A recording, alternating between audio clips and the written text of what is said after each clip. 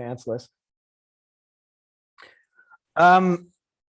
So yeah, just a couple of things before we get started. We're not going to have like a whole big build up here like you see on a lot of kind of like trainings and webinars. But firstly, like I mentioned, I know some of you guys are just trying to nail down who your ideal client is for the first time. And then some of you guys are dealing with pivoting in the face of lockdowns and just changing game. We're going to try and cover both bases as much as possible, whether you're pivoting or doing it new.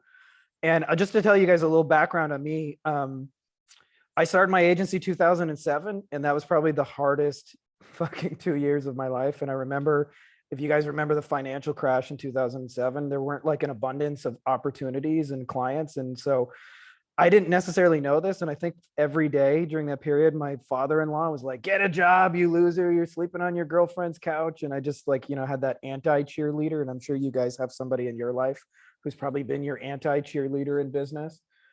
And so for you guys, like, I understand these are like tricky times. So the more we can like share together, and that's the first thing I wanted to say is normally when you guys go through a training, and there'll probably be some other stuff like that in the future, it's just one guy talking and then you listen and then he pitches you some shit at the end. We're going to do this different. This is a little more collaborative, like a mastermind. So if you got some ideas you want to share or you questions along the way, this is more like an open discussion to help you guys. It's small and intimate, so we can do that kind of thing. So if you got something like that specific to you, feel free to add in. So it's not just like you guys got to listen to me drone on for an hour. And then I should mention there's nothing for sale. So anything you guys want to ask, let's ask it. My first slide, by the way, we're going old school on the PowerPoint. This is for me, I think the biggest thing that keeps most of us stuck from like really nailing down our ideal client. How many of you guys, by the way, have seen Kitchen Nightmares with Gordon Ramsay? I see Ricardo's got his hand up. Are you a cooking guy like me, Ricardo? I don't mind to cook, but maybe not as good as you though. Well, I actually am a pretty good cook. I got a few restaurant jobs early in my life, but something that I found really, really interesting. Have any of you guys ever followed the success rates of the restaurants after the fact to see how many of those restaurants after Gordon's transformation are successful? Ricardo, any guesses on that? Have you actually looked into it? Yeah, I mean, a lot of them fail after he leaves, from my understanding. Most, like 90 to 95%. And I want you to think about it. This is the single best consultant in the world, the most famous restaurant chef on planet Earth. And when he goes and picks the wrong clients, he fails 90 to 95% of the time. He shows them everything they're doing wrong, and no matter what, it doesn't stick. And I'll tell you, I went through probably about 5 years trying to think of what we do as an agency owner as I'm the hero. I'm going to save businesses. I'm going to go in, I'm going to turn them around. And this thing will keep you more stuck than anything else. Brad, you don't get to answer this because you've seen this one before, but this is from a mentor of mine. 100 years they've done direct mail testing. And in those 100 years of direct mail testing, they found there were 3 success factors. 60% came down to one factor, 30% came down to one, and 10% came down to another. By the way, any guesses on what is the 60? Getting the address right. Say that again, Yehuda? Getting the address right. Yeah, I mean, you're kind of in the ballpark there, actually. It's who. That, if you're selling like a financial newsletter and that person has no interest in finance or even reading, then you could send them all this in the world. And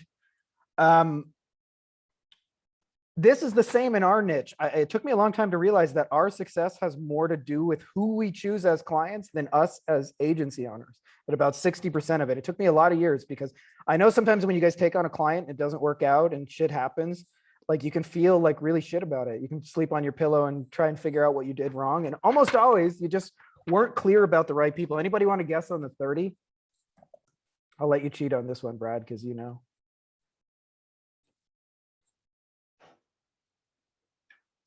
You guys can type it, by the way, if you don't want to go on camera. Offer. Bingo. Was that Stuart? That was Brad, but Oh. I'm just off camera you're having a cigar. You're cheating. All right. 10% was the was the copy and the messaging. So it's the same for us. It took me so many years to figure out that 60% of your success is not about like how fucking awesome your agency is. It's who you choose to work with. And I'll give you a simple example of this. Imagine that your product was barbecue pork ribs. And for your 60% of your audience, you chose to advertise to people at a Jewish vegetarian conference. I want you to think about what offer and what messaging you could create that would make you a hero with barbecue ribs at the Jewish vegetarian conference. Probably nothing, right? Like, I don't think there's anything you could say that would seal the deal. But imagine instead you went to like, I don't know, like an Alabama football game where like everybody there is eating barbecue and you had the same offer. All you can eat barbecue pork ribs. You'd probably have a line 1,000 people long by halftime. So what that means for you guys, like this, I just want to add, I'm just bringing this up because I want to emphasize how important it is for you guys to get the right people. Because I swear to God, like everything is downhill once you get this piece. So I think there's about 3 big parts of this. And I know for some of you guys, especially you guys who are newer, this is going to be a big one. Niches. How many of you guys have a niche already, by the way? Just show hands for guys I can see. And how many of you guys are still kind of figuring that out? I see some hands there. Here's the thing with niches. Biggest mistake people make, look at Alex, he's got a whole party going on with him. I can feel that. Biggest mistake people make with niches, by the way, is asking the question of like, who do I think has money? Anybody done that, by the way? Going, which one of these people got money? And the truth of it is, in every single niche you're ever going to go to, there's broke people and there's struggling people, and there's people who are doing really well and there's people who aren't. And so it's not really, oh, you know what, guys, I just realized my fucking volume was really, really, can you guys hear me better now? So there's a hidden metric, and I'll tell you, this is actually the most secret thing you should actually optimize your niche for. What's going to be fun for me? Because people say, well, I don't know if this niche has money. Like I've got somebody in yoga studios. There's broke yoga studios. There's one doing really, really well. If you go to lawyers, there's the struggling lawyer. There's the 30 different location law office. There's always going to be somebody struggling. But what's not equal for you is they're not going to be equally fun. And another thing that you guys want to think about when you pick your niches, and we'll come back to this kind of in a second, but the difference between custom and customization. And custom looks like this. Custom is a guy calls you to do AdWords, and you say, sure, I can do AdWords. And then another guy says, hey, can you design a website for me? And you say, yeah. And then somebody says, hey, do you do Facebook ads for e-commerce? And you say, yes, absolutely. And what ends up happening is when you do like 3, 4, or 5 different things is it's very hard to go past 10 clients because you're doing something different for everybody. Customization looks like this. It looks like, yes, we have a system for getting motorcycle cases. And when you come in here, we're going to put your name, your picture, and your phone number on it. We're going to customize it to your needs. But I'm still selling you the one system. And the reason I tell you this, because when you think this way, when you design your niche on purpose, this does not scale. When you get to about 5 to 10 clients with this, even with white labeling, Landon, there's a challenge because what ends up happening is you're usually, because you're dabbling in everything, you're not on the high like pay scale. And so finding people on tiny margins becomes hard. Like, for example, if you get $1,500 for a website and your designer says, I want 1,000, then you're going to have a hard time making any money off of that website. But if you got a $40,000 plastic surgery website, which I've worked in that niche a lot, by the way, and that's what websites actually do go for in that niche, then you might be able to white label it. But what ends up happening is most times is you don't have the budget to really pay somebody awesome. And it's hard to explain it to somebody else. Like if you're doing all custom work, it's easier just to do it to yourself than it is to explain. Like setting up a website might take you an hour, explaining it to somebody might take you an hour and a half. And then they still have to go back and forth with you. So we always want to design our niches so that we're only really delivering one thing over and over and over, and it's just a little bit customized, personalized, but not custom. And we'll get into this more in a second, but I think even the topic of niche is too broad, that what you guys actually want to think about is having a niche within a niche, a sub niche, because I've always said this before, for a lifestyle agency, you're going to be typically anywhere between 50 and 100 clients, but you're never going to have more than 100 clients. I've done it. When you get to 100 clients, by the way, there's no part of you that will think what I really need is more clients. Like that, the 100 you have will probably be the bane of your existence. Ask me how I know. So instead of thinking about how can I reach as many people as humanly possible, think about like, how can I get the best 100 people that would be the most fun? So we want to get this down to one service. I know this like kind of like a little bit out of order, but I want to show you guys because not only will it make it easier to sell clients and to service them, but I can manage 50 clients easier now than 5 clients when I used to have custom. Like I actually obviously make more money with 50 clients than 5, but I can't tell you, like, life is so much easier with bigger numbers of clients when you have one personalized system you're selling over and over. Couple notes I brought for you guys about niches. Do clients choose us or do we choose them? Anybody want to take a guess?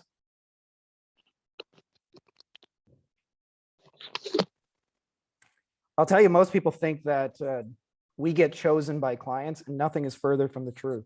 How we position ourselves and who we make offers to determine. So right now, like, just to give you guys an idea, one of the things I'm pursuing in my agency and have been for the last year, I'm pursuing Joe Dispenza as a client. Any of you guys who are into the spiritual woo-woo will know my man, Joe Dispenza. He's famous within that niche. And if you don't know that niche, that's cool too. But one of the things is, when he eventually responds, which I know he will, because I'm going to just not leave him alone until he does, who's going to raise their hand? Well, obviously Joe Dispenza, because that's who I'm making an offer to, right? So we get to choose who works with us by who we choose to make offers. A lot of times when we first get started, we think it's a privilege to be chosen by clients. And I can tell you it's totally the other way around, is that we are the selectors. They are not the selectors. Another thing that I think trips up people, by the way, is thinking that if you pick a niche, you're stuck in it forever. So this is just a little bit of my experience, but I think I'm just gonna mute you, Omri, because you got a little background noise.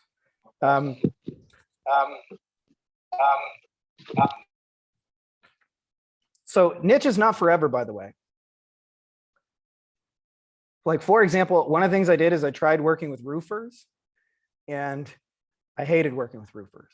And so that was it. After a week, I changed niches. It was that easy. So if you get into a niche and you find out like, uh-oh, I made a mistake, choosing something is always going to be better than choosing some like nobody. So by the way, when people think of niches, they usually think of like a profession, dentists, lawyers, but there's other ways to choose a niche, and you can do whatever works for you. Like I always say, the first person that your agency has to work for, like more than anybody, by the way, that your agency has to work for is you. It's your business, it's your life, it's your clients, right? So like, it's got to work for you. So one of the ways you can do it is obviously who you choose to work with, like a dentist or a lawyer or a doctor or an e-commerce owner, whatever that is, an online coach. But another way you can do it, by the way, is affinity. So let's just say like, we've got a guy who's really Christian. Well, he can make websites for Christian people, right? Like there's nothing to stop him from specializing and niching down. Remember, we want to choose your perfect 100 people. You can also do it by the results. So I've seen like people do like, I'm the 7-figure webinar guy. That's like a clearly defined niche. And also you can do like micro problems. Like I've got a friend who does with lawyers. She says, if you keep getting clients who call you and say, I need to think about it on the phone, then I'm the one to talk to. So those are just a couple of thoughts on your niche. What I would suggest is think about it for a day, and whatever your best decision at the end of the day, if you don't have one, pick whatever you think your best idea is. And if in a week you need to change, you can. Like it took me only a couple of days of working with lawyers to to be insane. Yeah, I guess, or it took to work with roofers to realize no way. Is B2B a niche in Israel? I guess it depends on the size. If it depends a little bit on your market, like we're never operating in a vacuum. So if in Israel, you're the only one saying I do B2B, then yes, it can be a niche. The other question I have for you as well, Yehuda, is can you reuse something from one client to the next with your B2B? Like, can you use the same website frame, the same kind of ads, the same kind of templates? If so, then that's usually a good niche because it'll be designed for scale. If it's just like, if it's really broad, then you'll be having to do custom work. And then as soon as you get between 5 and 8, 10 clients, you'll just be working 68 hours a week and be miserable, in my experience. So as long as you can reuse things from client to client and you're saying something unique, I'm going to give you guys my shortcut. I'm not telling you this is the only way to choose a niche, but this is what I do, by the way. I start with something broad, a dentist, a lawyer, a doctor. And then I ask myself, within every niche, by the way, this is true. There's what I call the nickel and the $100 bill. And a nickel means like a lot of cheap volume shit that's really not super meaningful. So like, for example, in the lawyer space, if I bring a lawyer a traffic ticket, he makes about $100 defending a traffic ticket. There's a lot of traffic tickets. In fact, the search volume and the pay-per-click, like I could bring him traffic tickets all day and all night. Interestingly enough, usually they don't like handling traffic tickets themselves, so they try and outsource it to their paralegal, and they have to pay their paralegal on $100 to fight a $100 traffic ticket. Give you another example, by the way, and we don't always realize that selling people more nickels, how undesirable it is. One of the things, if you research dentists, for example, the biggest problem a typical dentist has is they spend all day bent over people's mouth and their neck and back hurt. They're in constant neck and back pain. Like, it's a really common thing for dentists. So when we show up and say, hey, Mr. Dentist, I'm going to get you more patients and more money and more leads, he hears, great, I get to bend over people's mouth and have more pain and more misery, right? So it doesn't sound all that exciting to a typical dentist. So within every niche, though, there's also what I call like the high ticket stuff, the $100 bills. So, and I'll give you a few examples. In the lawyer space, one of the things that we do in our agency is we do motorcycle cases. And the reason we do motorcycle cases is because the typical average motorcycle case is between $25,000 and $80,000. And that's a typical case. They can be multi-million-dollar cases. So that firstly makes my life a whole lot easier, because if I bring him 2 clients in a year, he's going to say, shit, we made 160,000. If I bring him a gazillion traffic tickets, if I bring him even just 100 traffic tickets, he'll make $10,000 and work his ass off. So there's a version of this in your niche. What is the 5-cent volume stuff? And what I would say is, here's where you want to be, because you'll make your life so much easier. In fact, this is one of my big secrets, is I can actually make really shitty Facebook ads. Like, if I'm trying to get traffic tickets, my Facebook ads have to be so on point. But if I'm just trying to get motorcycle cases, like, I have a lot of room to be wrong. I can spend $10,000 on Facebook ads to just get one person, and I get a high five for it. So I think you'll make your life so much easier if you say to myself, okay, I've started with a broad niche, dentist, e-commerce, whatever. What's the $100 work in this niche? And in doing so, how can I create like a little mini unique system that nobody else has? So you guys saw maybe a post I made in the group a couple of weeks back, but this is a true story. When we did plastic surgery, I used to do a lot of SEO. SEO, even back then in like 2007, when I first started, SEO was like super competitive. Everybody was offering it. It was the most generic service in the world. And it's hard to sell. Like, if you actually think about what an SEO offer is, it's pay me a lot of money every month, wait a long ass time, and maybe it'll work, but no guarantees because Google's fucking crazy, right? Like, that's a hard to sell offer, especially if they don't already like know you and trust you and those kind of things. But one day I had a plastic surgeon come to me and said, hey, I really like getting these mommy makeover kind of clients. I had no idea what that was when I got in the niche, but it's like, you know, someone gets plastic surgery kind of like after a pregnancy, kind of like head to toe. And it's typically like a $40,000, $50,000 surgery. And he said, could you make me a little mini website and rank it and get in front of those mommy makeover keywords? And it was like I was already kind of doing that work anyway. So I was like, sure, I can build you the mommy makeover thing. And immediately, whenever I would show it to another client, they'd be like, hey, I want the mommy makeover thing too. And we started doing that. And it was really, really interesting for us because I saw Nathan sneak in the back door, and Nathan's always sneaking in the back door, by the way. And Brad, you guys will know this from obviously our work with Travis, but doing it this way creates a little mini monopoly where you're the only one who's got what you got, right? If I walk into a plastic surgery and say, I do SEO, he's heard that 100 times that day alone. Like, in fact, if you actually want to try something interesting, just set up a fake website that says you're like, you're somebody in your niche, you're a dentist in Atlanta, and just watch how many SEO spammers and people try to sell you shit all day long. So, but when we walked in the door and said, hey, I know your $100 bill are these mommy makeover things. We'll build you a custom website and rank it for all your mommy makeover keywords and get you more $100 bills. Suddenly, all that like sales difficulty disappears. So I hope this is like really eye-opening, because we're doing this now, right? Like the motorcycle cases, like this is our whole system, just so you guys know. I have a Facebook ad that targets motorcycle riders. It says, do you want to download this free motorcycle book? They go to the landing page that says, here's your motorcycle book. They opt in, and then they get a bunch of email messages that say, here's some question and answers about motorcycle cases. And that's our whole system, plus a few retargeting ads. And it's not a super sophisticated system, but I'll tell you, it's unique. If I walk into a personal injury lawyer, everybody will say, I'll get you more cases, I'll do SEO for you, I'll do Facebook ads. But I'm the only one who says, hey, I have a unique system to get you $100 bills. So that to me is like, this is the secret, easiest blueprint for picking a niche where not only will it be easy to make sales, it'll be easy to sell, and it'll be easy to scale after you get clients. I actually did the ultimate test just to see how easy it is to scale. And one of the things that I did was I brought in a virtual assistant. He's from Belgrade, Serbia, and he's a friend of mine that I met on like a spirituality forum. And he said he was looking for some part-time work. He has never ran a Facebook ad in his life, and he is now managing like 3 or 4 clients of ours. And it's not because like I'm so freaking awesome and smart. I mean, I guess I have figured this stuff out after like 10 years of doing it wrong.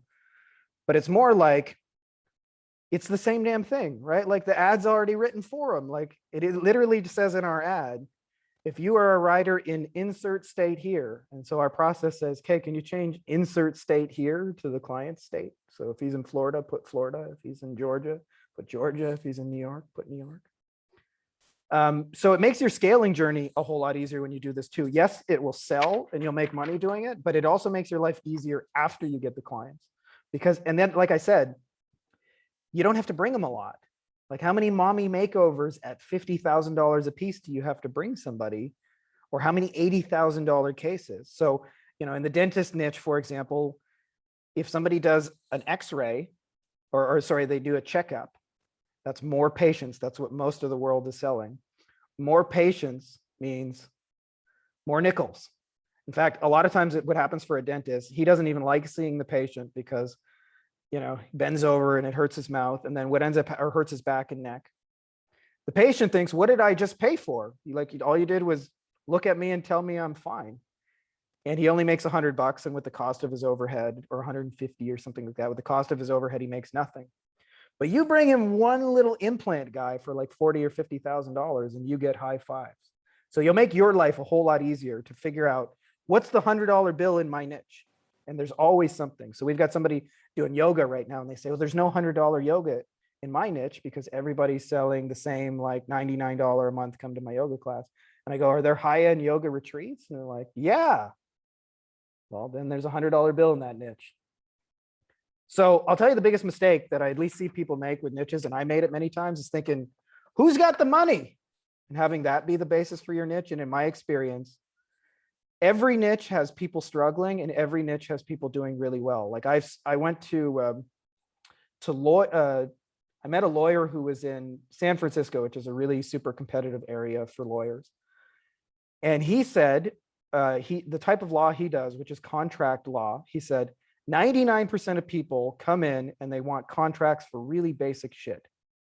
Can you help me buy this car? Can you help me buy this house? Can you help me fill out an estate plan. And they make a couple of $100, and like 99% of the competition after those nickels, he decided to specialize in, I create the really complex contracts for the big companies, for Facebook, for Google, for Yahoo. And he said, literally nobody else was competing. So he specialized in the $100 bill in his niche, which is like multi-million-dollar single contracts. He can run a successful law firm and have 2 clients. And the same thing applies in our niches. So don't think about, does my niche have money? Because the truth is it's more of a gradient. There's lots of broke people at the bottom, and there's going to be a high end, which, by the way, nobody's going to try and compete with you if you just, what I call, appoint yourself the mayor of Cool Town. And I'll tell you another thing that'll help you. It's not necessarily 100% necessary, but not leveraging your unique experiences. So I'll give you 2 examples, 2 niches I've worked in that I've mentioned here. I worked in roofing, and after a week, a lot of the contractor niches I call the rednecking niches, and those like people are cool. Like I don't want to say this like in a bad way, like, but we could not be more opposite. Like I work with my brain, I don't work with my hands. Like to me, like a contractor is somebody I can hire for like $20 or $30 an hour. Like these, I got girl hands. Like I'm not gonna get these dirty. So for me to, like, when I worked with a roofer, like, what y'all doing over there? It just didn't jive. Like it just wasn't super, super awesome. But what I found when I work with lawyers, I wouldn't say I'm like madly in love with them, but they're stuck in this like kind of corporate rat race where there's bureaucracy and their meetings. And me having come from a corporate background, I had bureaucracy and pointless meetings. So we like immediately had a point of understanding before we even got started, because we had just been through very similar things. So for you, the best people are almost always going to be like people who are kind of like things you've done, but usually like 5 or 10 years ago in the past. Are you guys digging this so far? We're about to make it to part 2 here, but I wanted to kind of spend a moment on the niches here. Like I said, I know you guys are used to trainings where it's all just one dude or one dudette talking, but this is more like mastermind. There's no pitch at the end. So if you guys want to ask any personal questions about how this applies to you and your stuff, like feel free to chime in. You can type it if you want to be naked on camera. We all know what's really going on, but you can also jump in if you want to. Hey, hey, Frankie, quick question, bud. For $100 bills, it just popped up for me. Like, a lot of the people I like working with are information businesses where they sell transformations. Yep. Would it be fair to say, like, one of the things I realized, like, I'm kind of doing, and it just hit me when you were talking about the nickels versus $100 bills, is I'm selling the tactical of what I do, which is like too much of the like, I'll write a webinar campaign to fill your webinar that you close and stuff like that. Would it be fair to say to like reposition it towards more the outcome that you derive with the mechanics rather than like what I was getting at, and maybe I'm just not being clear, but if you sell the tactics, like in your case, like SEO or Facebook ads or whatever the case may be, versus like I'm selling the case, I'm getting you cases, and I happen to do that by using the Facebook ad sequence. You're really selling the cases is what you're selling, which is the $100 bill versus the nickels, which would be like, I'll run some Facebook ads for you. Is that a fair way to like conceptualize this? 100%. And I would actually add in your case. Does that make sense? Okay. Because what you're doing with information marketers, like the $200 bills that they're going to be most interested, almost, well, I'd say maybe 3, is masterminds first and foremost would be the $100 bill. Like if you think about what Travis does, that's the first thing he does. He takes the buyers and upsells some of them into a mastermind because that's the $100 bill. Second would be like high-end, their high ticket courses and like coaching programs. Those would be like the other 2 things. But yeah, the methodology is just an afterthought. Like lawyers don't care about in fact, if I said I'm primarily using Facebook ads, they would put me in a box called the Facebook ads guy, and they would start shopping me around on the basis of being a Facebook ads guy. And it's, by the way, really, really, really, really sucks when that happens, when you're getting shopped around as a Facebook ads guy. Well, this guy can do it cheaper. Can you send me a proposal?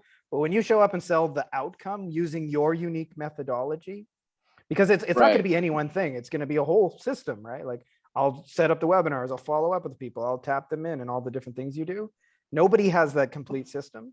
And so when you sell the Right. outcome and then you're like, and by the way, in your case, it may benefit you to give your unique system a name. Like, for example, I have a friend in the lawyer space. He runs Google AdWords for lawyers.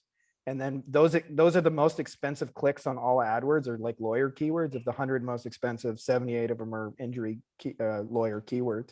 Excuse me. And so what he does is he then retargets people on Facebook because those initial clicks are so expensive. And he calls it the crocodile system. And nobody has lots of guys got AdWords, lots of guys got Facebook, but I'm going to sell you Right. the crocodile system, right? Why the crocodile system? I don't know. Maybe he's just got a hankering for reptiles, but ultimately it lets him stand out. And so in your case, like I help you get masterminds, coaching, or sell your high-end course or coaching or whatever it is. Mhm. And that's really it. And then I have this unique system that I use over and over and over. Love it, I have man. a Appreciate question. it. It's good stuff. Yeah, go ahead, Yehuda. Okay. So my niche, I'm from Israel. Hi for everybody. I find here a friend from Israel. You have two guys from Israel here. I So know. very nice. You guys So are all probably stuck at anything, home. probably your niche is needs to be in Israel. Open a new niche there. But here. My question is like this. I own a B2B marketing agency here in Israel. It was very interesting what you said about to niche down on the product, not to niche down on like a roofer, but what you do for roofers. But I don't see how I can apply it. Like, okay, so now that I know what I do, how can I apply it like to find the clients? In your That's- situation, by the way, and this is true for any of you guys, what I would start with is, okay, so you've got B2B clients, right? And you've probably worked with a few different people across a diverse spectrum. Is let's not treat clients as if they're all one homogenous equal. Cause I've like had clients who paid me 100,000 and were like, cool. Like, I forget here who's from Atlanta, but I had like one client who's like, when I was in Atlanta, like we were just talking about it today, they took me to the tallest building in the city and booked us like a all expenses restaurant paid thing, and then brought a bunch of people, and it was just like an amazing good time. And we looked out over the whole rest of the city in some rotating restaurant, and those people have paid me like 100 grand. I've also had clients that I literally had to fire who paid nothing, demanded everything, wanted the world, said all my stuff was shit, and drove me batshit insane with email requests and meeting requests and blowing up my phone. So let's not treat clients as this whole thing. So my first question for you is like, who's the best client you ever had and who's the worst? And then what we want to do is think about how can we make our business about the people who've been the most fun. Mhm. Okay. So the best place to start, like for real, is to like actually think about like who are my best clients and like real names and what did I do for them. That's kind of actually a little bit on what I got on my next super fancy technical PowerPoint slide. So that kind of, yeah, I mean, this kind of what I'm saying for the rest of you guys. I think the biggest thing most people don't optimize for in business is fun, because especially when you're first starting out and you're trying to build momentum, you're pretty much just going to be talking to yourself. Like that's just the way it goes. Is you guys are going to be like when I started the Facebook group for you guys, it was like me and two friends, and I knew nobody was listening. My two friends didn't care, but for me, talking about agency stuff and hanging out with you guys is fun. So I'm like, I could do that even if nobody was listening. So that's actually one good test where you think about like if I didn't even get paid for it, or I got paid very little and I could only like just have fun doing it. Ironically though, when you optimize for fun, you'll make more money. Another thing to do is to, especially if you got real clients, but even if you're looking out at the marketplace and you're just trying to get started, look at the diverse range of problems and start thinking about who would be the easiest to help here. Because we don't want to make this like super hard on ourselves. We bring in people where we got to be the hero. Remember, Gordon Ramsay fails 95% of times when he has restaurants that are doomed. And then we want to think about which clients paid me the most, because almost always that's a spectrum as well, right? Like if you got clients, And if you don't have clients yet, you can still look at this by just looking at, like, again, the problems I solve. Which one of these problems would pay me more? So a really awesome story about this, just like how much you can get paid if you understand problem solving. One of my friends is the top guy in the legal space. His name's Stephen Fairley. And he gets paid $450,000 every time he speaks at a lawyer conference. Not in terms of like they pay him as a speaking fee. He just sells that much to the audience every time he goes. And he was driving through the state of Arizona. And if any of you guys have ever driven through Arizona, it's basically like between towns, there's fucking nothing to see but dirt. I can confirm firsthand as somebody who's done that road trip more than once. And you see a lot of billboards, and they're actually like, you read them because you're in the middle of nowhere. You're not like in a busy city where there's lots of stuff to look at. It's like dirt and a billboard. And he saw that this one lawyer had like 500 billboards across the state, and he had a message that was 4 words. And he knew somebody who knew this lawyer, so he called him up and got a little introduction and said, hey, drove through the state of Arizona, and I saw your sign, and I thought of a better message for you that'll get you more phone calls. It's only 2 words instead of 4. I'd sell it to you, the rights, for $50,000. You can try it out for a month, and if we both agree it works better, which it will, by the way, then just pay me 50 grand. And the lawyer agreed to it, and he got paid $50,000 for 2 words. So it's a good day at the office, but that's easy to help, getting paid a lot of money. That's the epitome of what we're talking about, right? Not trying to take a new business that's struggling and being the hero and doing all the things for them, but rather taking an established business and giving it more momentum. So we want to design business around these people. And like I said, the more you have real clients with real names, like for me, I've got like a client named Ken that was just fucking awesome. One of the ones I got right now, Mo, like what makes an awesome client for me, when I say fun, like to like distill this down to like real world. When I had clients who weren't fun, I found that I couldn't really be myself. So I would be like, you know, dear Bob, please see the attached report. And then Bob would say, can you call me? And I'd say, it's a pleasure to meet you, Mr. Bob, and all those kind of things. Now I have clients, and Valerie, you can confirm this. I've been doing this for a while, but I actually start most of my client phone calls saying, what up, motherfucker? And I'm not saying that you should like call your clients and say, what up, motherfucker? Like that's probably not going to be your intro. But for me, that's how I really talk. Like, I don't know. I just grew up a little bit in the ghetto.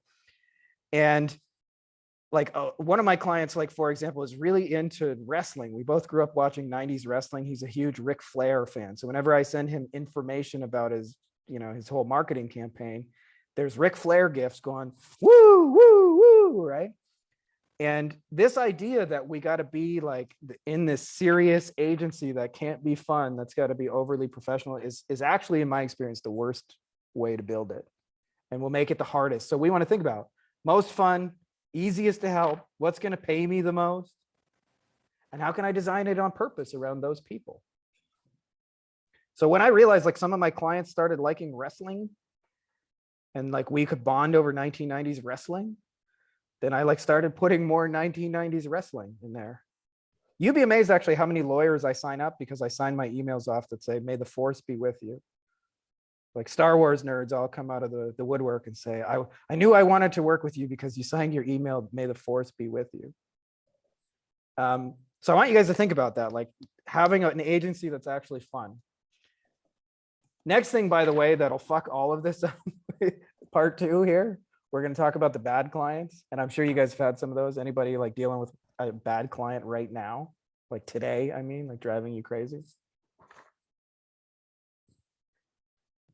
And what I want to give you guys is some criteria here that I've found after like 15 years of doing this that are like just really obvious red flags that they're going to be bad clients and that you should just not work with them at all to begin with. The best way to, by the way, to deal with bad clients is just to not take them on in the first place.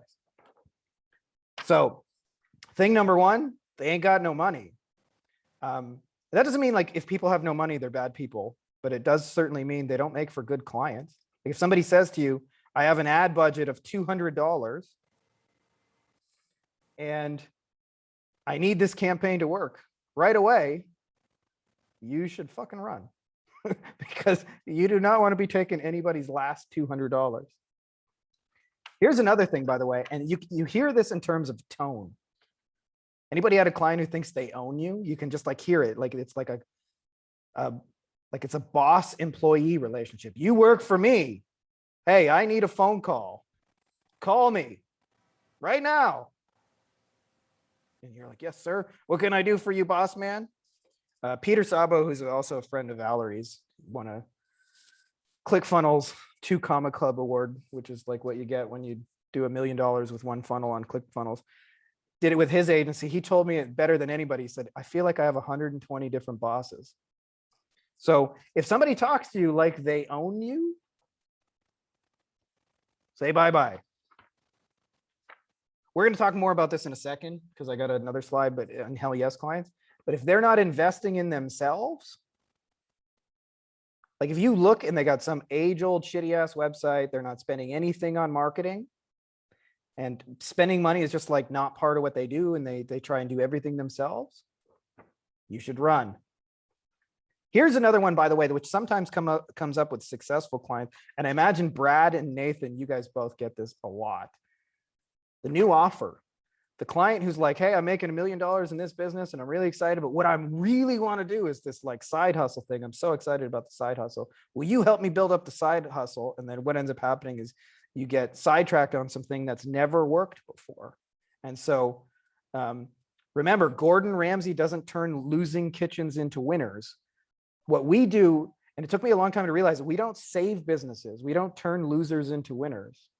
We amplify successful businesses that would be successful without us. We help them do it better. We help them do it faster. We help them do it easier. We help them do it with less mistakes. We add on to what they're doing, but we do not turn losers into winners. And so when they hand us a losing offer, you should run. If a restaurant opens up and nobody's eaten at that restaurant before, you're probably not going to be the one who's going to make it suddenly full. Another one, they're always trying to save money. If you can just see in their behavior where they're pinching pennies, like whether they're stepping over $100 bills to go pick up nickels. That's usually another one. Here's another one, by the way. And this one really sucks when it happens. When they tell you all your leads are bad. And usually, by the way, whenever a client says that all your leads are bad, what it really means is I don't answer the phone. I don't call people back. I say really stupid things when they pick up the phone. I don't know how to close, but nonetheless, they're going to blame your leads. Actually, just to share a personal experience with that, I remember I had this one client where, can't remember the guy's name. He was in Kansas. And he had asked me to call him. And at this point in our agency, I had, I don't know, a number, so many clients, I didn't know them personally. And I had, a sales team and a delivery team. So it was unusual for a client to ask me to personally call them, but I did anyway. And I called him and I got that stupid, thank you for calling the asshole law firm. Your call is important to us. Press 1 for this, press 2 for this. And then you wait and it plays some cheesy elevator music. And then every now and then, thank you for waiting. You are so important to us that we're making you wait. And after like 7-8 minutes of this, it glitched on me, the system, and hung up. And so I had to call him back and do the whole thing again. And so it took me like 20 minutes to get through to him. And I said, oh, by the way, job number 1 is we got to get rid of that stupid voicemail greeting if you want to make money. And he said, yeah, I definitely agree. And then a month later, he didn't, and then said, all your leads are bad, because they hung up before they, waited 10 minutes. So if somebody's telling you the last agency, they gave them all bad leads, pretty big sign that they're not going to be somebody you want to work with. Another one is that they're a dabbler in their marketing. The easiest way to tell this, by the way, if they're toying with the idea of turning marketing on and off. Successful businesses don't, hey, I'm going to advertise this month, not next. Advertise this month. They do it all the time. So if they're dabbling in ads, probably a bad sign. And then these ones are just personal things where if you like have different values or you don't vibe with each other, you just won't have fun working with them. And if you couldn't invite them over for dinner, then you're probably not going to want to work with them as a client.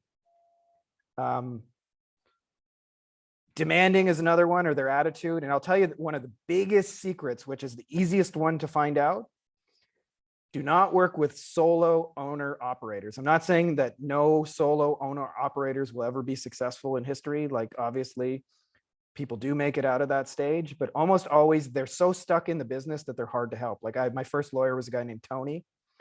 I remember making his phone ring a bunch with AdWords, and he probably answered the phone less than 40% of the time because he was mostly in court, right? He's an owner operator. And if you work with a roofer who's on the roof all day, or if you work with anybody who's like a solo person, almost always they're going to be too busy doing their thing to actually properly implement what you're doing. And then the flip side of that is if they're too big, if you're dealing with somebody who's like a massive mega corporation, they usually pay you well, but they will fucking, in my experience, drive you crazy with like pointless meetings about meetings. Can we have a meeting to talk about the meeting for the last meeting so we can have a meeting about the meeting notes?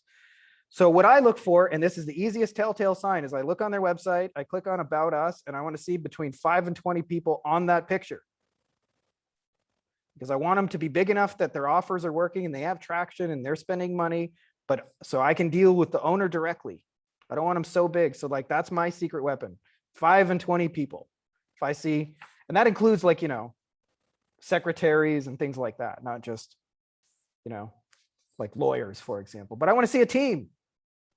I like small teams. You guys are making money, but you're getting traction, but I can make a difference in your world. So that's my secret weapon. I'm not saying that has to be yours, but man, if you just look at their website and they're doing the work, you're going to have a hard time helping them. And if they're like massive and corporate-y and you can't even find out who works there, that would also scare me away. So like the 5 to 20 is kind of the sweet spot. So here's some bit about hell yes clients, which are the ones we want, by the way. The hell yes peeps. I have a concept I called the shoe buyers. I learned this from Dan Kennedy. And this helps to really understand what it is that we're doing. Because again, like Gordon Ramsay doesn't turn around struggling businesses. If you were selling shoes, imagine for a second your product was selling shoes. Would you want to choose a client who was barefoot and clearly needed shoes? Or would you want to choose a client who had a closet full of 200 pairs of shoes already?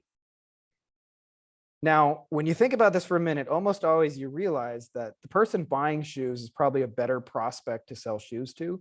But in practice, what we almost want to do, almost always, and it's just because we care and we have big hearts, is we almost always try and sell to the barefoot person. So to me, the surest sign that they're spending money on marketing in the future and that they're going to continue to do it is that they're doing it now. And I'll tell you, this makes your job so much easier if you think about who are the shoe buyers in this niche. Because one of the things like we do with lawyers, I just had like a virtual assistant. They went through and they got a list of all the lawyers who were spending on AdWords, like not any guesses. They Googled, yep, this guy's spending money, she's spending money, they're spending money, put them all in a list. And it was about, you know, we could have gone way deeper, but I got a list about 200 or 300 lawyers spending money. I wrote a piece of direct mail and I send it to them all and drive them to my funnel. And that works way better than contacting 100,000 lawyers who are never going to spend money. I'd rather just get in front of 200 shoe buyers than 100,000 barefoot people. So one of the things that'll save you so much time, are they spending money now? If the answer is no, then they're going to dabble and they're going to shut you down too quickly. Hell yes, if they've got multiple products and services, right? They should be a successful business without you. Again, we're adding to successful businesses. We don't turn losers into winners. Do they have customers? Do they hire people? Do they have teams? Are they doing paid ads? Do you guys vibe together? And again, they should be successful before you. And by the way, this is one of the big secrets. Successful business owners value time more than money. They got money. When you deal with broke people, it's always how much, how much, how much? When am I going to see a return on investment? When you deal with really successful people, more of the conversation is like, how can I take work off your plate? So Brad and Nate will appreciate this. I'm bringing some phoneless sales. I just had my awesome client I mentioned, the wrestling guy from earlier. His superstar divorce lawyer quit on him. And as a result, he had to fill that role temporarily until he hires somebody. So now he's got like running the business and being a divorce lawyer who suddenly quit because he's got this, like new role. And he said, one of the things that's happening is our consultations are getting booked further and further out in the future, and we're losing clients because I can't see them. And I just have a system that I learned from a really cool mentor of mine. I'm like, well, what if we could just close those people over text? Like, do we need to have the consultation at all? Like, if I could figure out a way to do that, if I could just take that whole thing off your plate, would that be useful to you? And it's like, oh my God, please. So when you deal with like successful people, very rarely is it going to be about like, I'm a 10x your ROAS. 10x your ROAS, by the way, mostly attracts people who ain't got money and want it. But I'm going to take all this work off your plate, attracts people who got money and don't have time. So that's one of the real keys, is when you understand that, you start talking about more about like the time and energy you're going to save people and the things you're going to take away from them, and less about how you're going to make them rich. And these are two shortcuts, by the way. The biggest shortcuts I've ever found to find your ideal clients. The website, their About Us page. How many people are on it? Do they have a CRM with all their customers loaded into a database? If they have those two things, and attitude-wise, they're cool with you, like you guys get along and it seems like it'll be fun, you're going to love working with them. The solo roofer does not have a CRM. I can promise you that.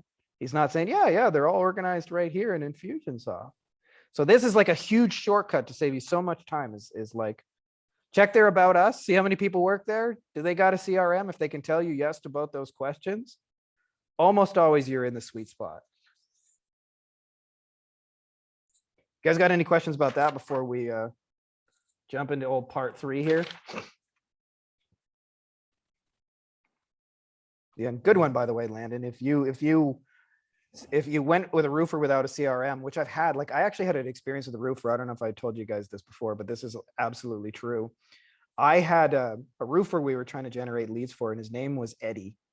And this is right about when I dropped out working with roofers. So we ran this ad on Craigslist. It was an easy way to test a market real quick. And the ad had like testimonials and 5 stars, and it made him look like this really high-end roofing company. So this guy called and he said, and the wife answered the phone and went, hello. And the guy said, yeah, is this 5-star roofing? And the wife went, hello. Yeah, this is 5-star roofing. Yeah. And then she said, hold on 1 second. She put down the phone. And I have the call recording, right? Like, so I hear all their phone calls. Then for the next about 7 minutes, I heard, Eddie, come answer the fucking phone. Why you always bitching at me? Yeah, it was like watching an episode of like Maury Povich for like good 7 minutes. And the guy stayed on the phone the whole time till Eddie came there after this argument and said, yeah, you need a roof. And I'll tell you, Eddie did not get that roofing job. That is shocking to hear. Dan continued on with roofing, like he was my partner in that. And one of the things that Dan did is a couple of months later, he got a roofer who owned 40 different locations or something like that, and had crews and people, and said, hey, I just need a partner who can do this. I'm so sick of these agencies wanting retainers and this and that. Like, if you can show me some results, I'm in. And so he agreed to like a lead package where every time their phone rang, he would charge them.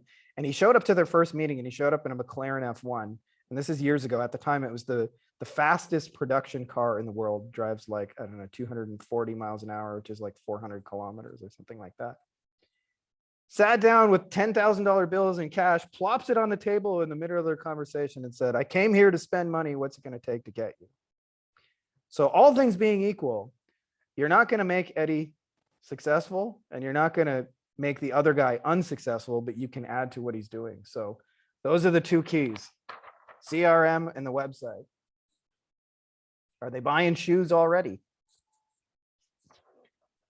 Can I ask a question? Yeah, please. One, what if one of the things here that one of the challenges I deal with is that there are good businesses in B2B that they are high tickets, but or they can be like they have the potential so much to grow. And first of all, they don't know what B2B is. Like in a couple of industry, they know what B2B is, but like a video agency, video production company, all kinds of small companies that can do amazing stuff, help a lot of people, help a lot of businesses. But they don't know what B2B is. Like their whole approach was like B2C. So usually they have a website, sometimes not, but they don't know how to manage a CRM. It's like not in their top of mind. If they will know how to deal with, if they will know the concept, the hard concept behind the CRM, they will use it. So what you thought about, what is your thought about this, about that?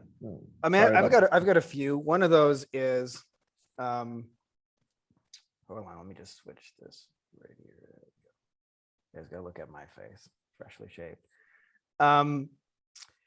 So if they're not necessarily having a CRM and they don't understand the value of it, I might actually choose not to work with those people. But like I always said, like, is it fun for you to help those people? That's the first person your agency has to work for. And if you think that's the most valuable thing you could bring them, then that's actually an easy offer to create, which is, hey, the most important number in your business that you don't know about is your long-term customer value.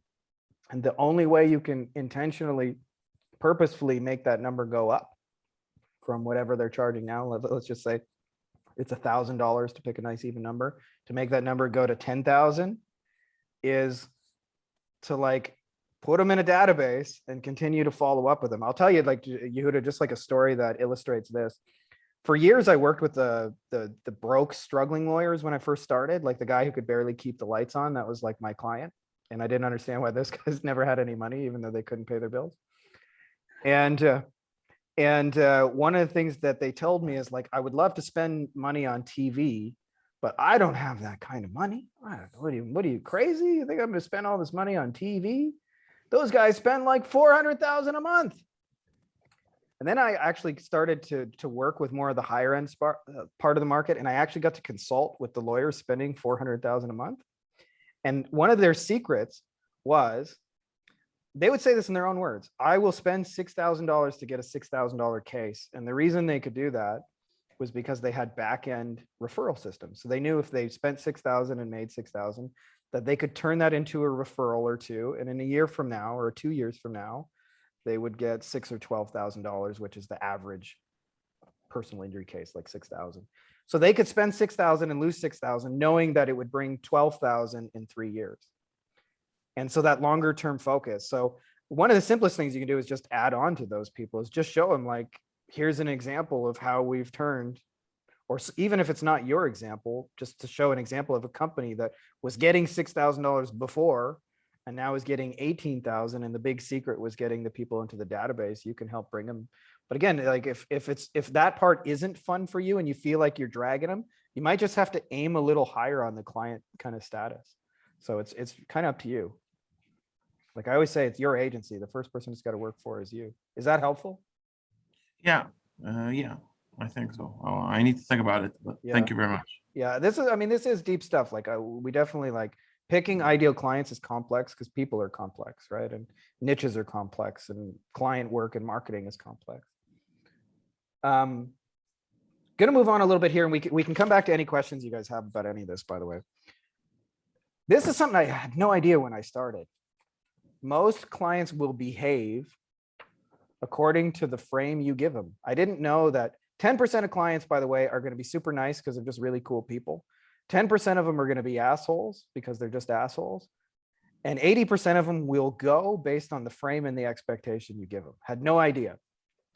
Communication and client experiences. And the simplest example I can give of this, a lawyer once told this to me very simply and brilliantly. He said, if I get a client in the door and I say, I think we can get you $15,000, and then the settlement comes back and it's 10,000, then he thinks I'm the biggest idiot in the world. My lawyer left $5,000 on the table. That idiot, he like doesn't even know what he's doing. He's so incompetent. And then he said, but if I tell that same client, I think I can get you 10,000, and I ended up getting like 15 or 20. They're like, oh my God, my lawyer is so smart. He's such a genius. I thought we were only going to get 10,000, but he got me 15,000. He fought hard. We got a whole 20 grand. So I didn't realize like so much of the success of client relationships is the frame you give them. So if you want to have like more and better clients, by the way, I'm going to give you my framework. Yeah, Landon, I'll hook you up with the recording as soon as it's done. So I guess we're going a little long, but is on your communication, by the way. Are you playing offense or are you playing defense? How do you set expectations? I'm gonna show you guys a secret I call the accordion. And then ultimately what this creates in a client is trust. Just gonna mute your phone a little bit here, Yehuda, because we hear you cruising along. So this is the difference between offense and defense, by the way. We might just have a little girl coming in here because I'm a daddy. This is where most agencies communicate what I call defense, which is I'll send you a monthly report, and then when you start, can you send my logins? I have a very different philosophy to that. I learned it from Gary Vee of all people, who calls it the Department of Gratitude. And what the Department of Gratitude looks like differently is rather than waiting for clients to ask for information, we actually want to reach them out intentionally. So I'll give you the simplest way we do this. When a client joins in our agency, first thing I do is I go to ediblearrangements.com. I grab the salted caramel apple. We got a standardized welcome note. I put in that person's name and their shipping address. And in about 5 minutes, I place an order for a salted caramel apple and some cookies. And you would be amazed at how fast edible arrangements are. They're there in about 3 hours or less on the same day. And they get a big welcome basket. Oh, I'm so excited to have you. And you'd be amazed at how much better behaved clients are and how much longer they stay when they feel like they're cared for as human beings beyond just being this. So I like to consider this concept, I call it welcome aboard, which is very different than onboarding. Most agencies onboard. I'm trying to make, like, for me, I'm like rolling out the red carpet, like, welcome. And this actually comes from some advanced psychology. Dan Kennedy, they studied a whole bunch of businesses, and they asked people why they left that business. And the number one reason was not because what business owners will tell you, oh, I found it cheaper, I got it online. The number one answer is, I just felt unappreciated, like they took me for granted. I felt like it made no difference whether I went there or not. So we want to play offense and make people feel like over and over their business is wanted. So I like send my clients bobbleheads. I had a dude who, we talked for an hour and he told me that he had this old piece of shit car, which is the same piece of shit car was my first car. It was an Oldsmobile 88, the like old man car. He said he hung on to it for 3 years because his grandpa died, and his grandpa was the one who sold it to him. And his grandpa always smoked this tobacco pipe inside of it, and said, the car smelled like my grandpa. It smelled like this tobacco. And so I didn't want to sell it because it was just like my last connection to my grandpa. So I went on Amazon, just thought, is there anything that smells like tobacco? Lo and behold, there's a tobacco candle. I scroll down to the reviews. The reviews said, I cannot believe how much this candle smells like grandpa. $20 on Amazon. I'm shipping him a candle. I'm telling you, that guy is not staying because of the Facebook ads. So this is a really big secret in my agency, is that those above and beyond things. But when you do those, and we're going to come back to that actually in a second, you create great client experiences. And this is the first place, by the way, that client experiences begin. Some of you guys will have heard this from me before, but I literally, you can't get this strong enough. It is setting expectations, and the more specific you can be in each of these, the better. So these are the 4 areas of expectations. What are the results going to be? How long is it going to take? What's it going to cost?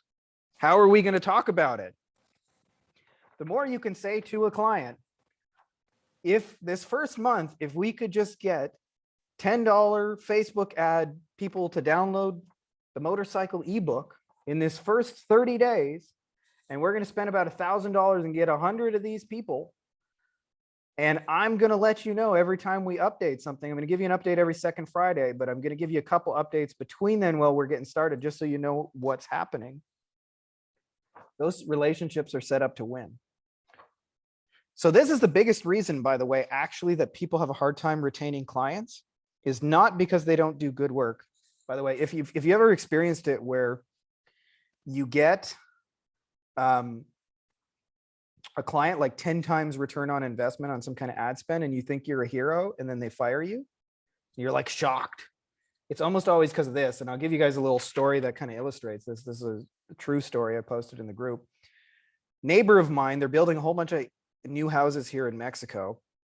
And he said, I asked him about buying the house and I said, how was it? And he said, the worst experience of my life.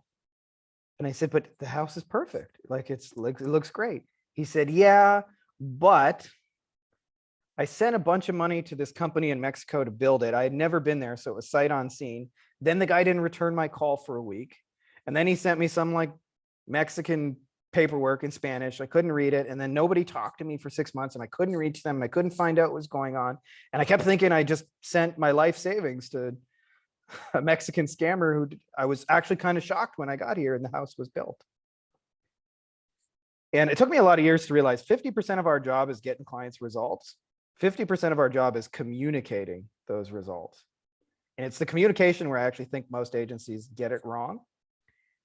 And imagine that same company instead had said, hey, congratulations, here's a welcome basket. We're so excited to have you as part of our home buying community. And then a week later, he gets a video in his inbox and says, hey, here's your plot of land. I know it doesn't look like much, but here's where the house is going to go, right in the middle here. And if you want a swimming pool, we can put it there. And just want to let you know, we're really excited to have you. And then another 2 weeks go by and they say, hey, we just poured the foundation. Check it out. We did all the land survey and we're all set up and this is going to be the start of your house. And then they call him and say, hey, there's a frame. He would have had a very different experience. And this is very like parallel to our client relationships because we think, hey, I used to think anyway, maybe you guys don't, maybe you're better at this than I was at the beginning, but I used to think if I just did great SEO, like if I just got you to #1 in Google, it would all work itself out. But what I was the guy not telling them their house was getting built or just sending them a report every 30 days. And the reports to most clients, by the way, that we send them feel like a foreign language. They don't understand it. And they feel like they're like, not getting it, they don't even know what they're paying for, right? Like you send them this confusing SEO report, looks nice, but what is it saying? So this is my secret strategy for communication. And I probably didn't do a good job of drawing it, but I call it the accordion because it's real simple. When is trust at the lowest in your relationship? Right at the beginning, right? And when is trust the highest? Like when you guys have been working together for a year, you don't have to do much. We actually have a client in our mastermind who has a client, really awesome guy. He's got an e-commerce person and they're running AdWords for almost like 4 or 5 years. And he hasn't had to change the ad because it keeps working.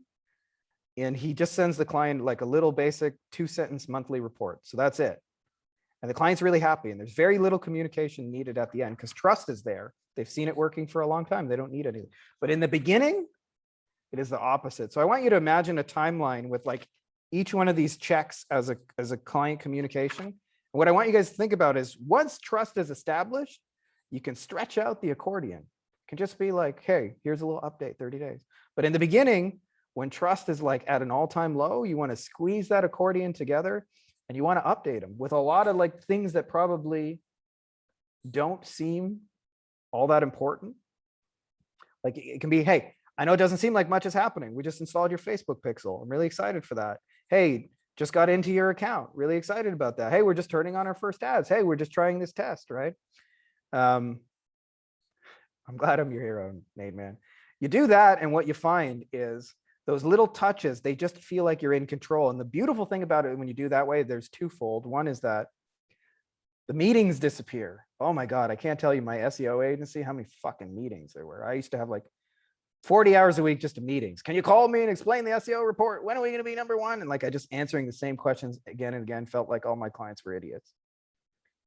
The other thing too is you get to batch communication. I used to, when I had 100 clients running around like a chicken with my head cut off in my SEO agency, they contact me always on their terms when they want to. So it's like, hey, can you call me at 8:30 at night? Can you call me at this time? Can you call me on the weekend? Hey, I know you guys are doing something with the family on Sunday, but that's my only day to do it. When they request the meeting, you got to do it on their time. And it's like a paint splash all over your schedule. It interrupts every day, all the time. But when you're the one playing offense, you get to do it on your time. So here's how I do my client reports now. It's every second Friday and I do it myself because I still like doing them, but it could be easily outsourced. I fire up Loom and I just make a little 2-3 minute video and tell clients, here's what we're doing, here's how it's going. And I'm like, I know you didn't ask for it, but here's an update, and show them their results and the time and the cost and the communication and all that.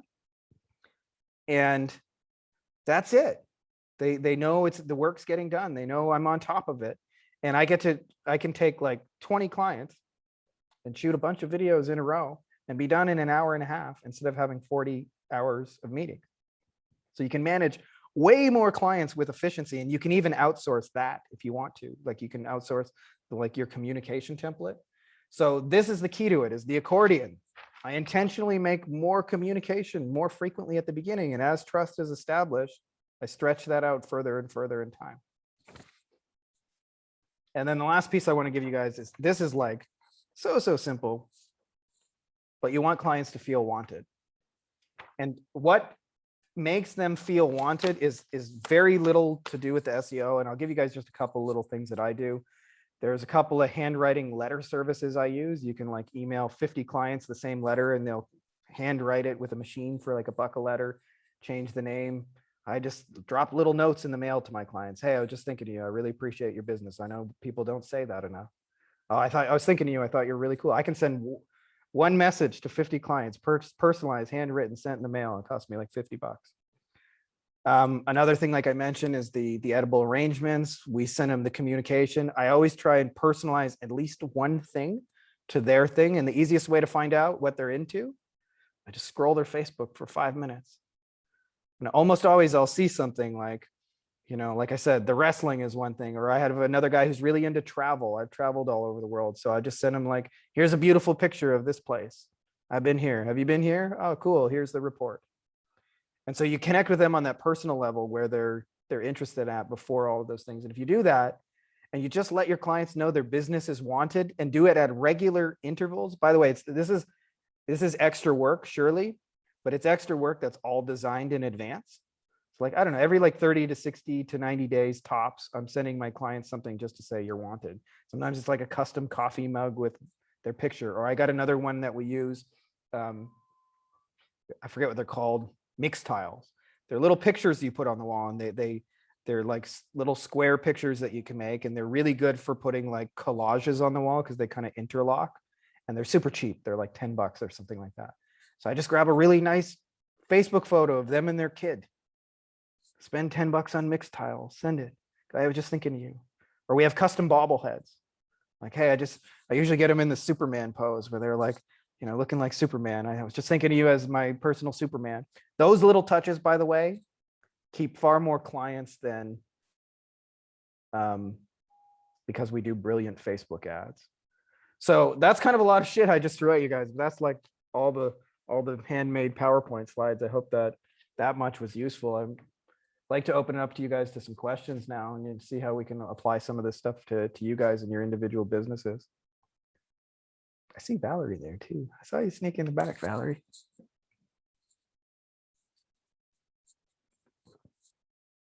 Anybody got anything you guys want to add, or any questions you got for you specifically? You can type them if you don't want to put on close and go.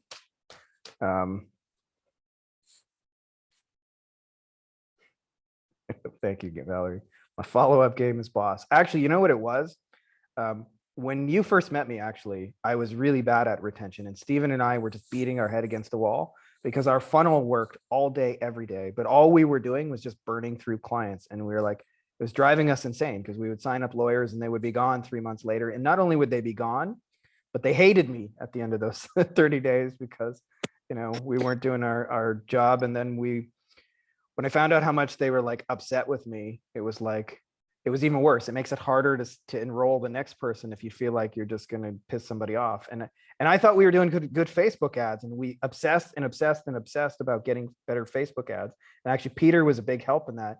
Peter said, you know, I had 120 Facebook ads clients, and I thought they were unhappy with me because of the results. So I kept focusing on getting better and better ad people. I hired better staff, hired people, and we slowly lowered costs and improved results.